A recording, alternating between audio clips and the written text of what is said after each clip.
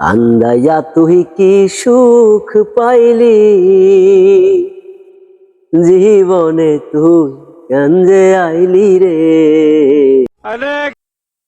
আরে জাহিদ ভাই, গান তো শেষ হয়নি, আগের থেকে নেক্সট টাইমে দিলেন কিসের জন্য? আচ্ছা ঠিক আছে, আপনি মুরব্বী মানুষ কইছেন, একটা কথা আমি সামনেই যাচ্ছি। সাংবাদিক ইলিয়াস হোসেন এত বড় বেকায়দা লোক এই দুনিয়ার বুকে আর একটাও নাই।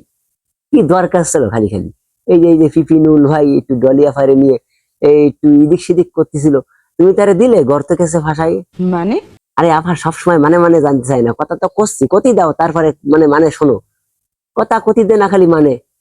যাই হোক প্রিয় দর্শক, যে কথা করছিলাম, মেলা আগে ফিফিনুল রে সাংবাদিক ইলিয়াস হোসেন সতর্ক করেছে, এটা শুনে কার কথা কও। আর এখন এই যে গর্ত কেসে ফাইসে যাইয়ে মন্ত্রিত্ব সব ওই যে চলে যাচ্ছে জাগা মতো। শয়তানের সব ভেতরে আয়।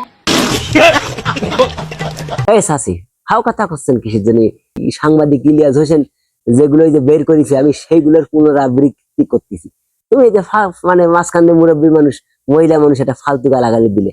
যা কথা কব না, ওই যে দেখে নাও তোমরা মিডিয়াতে আছে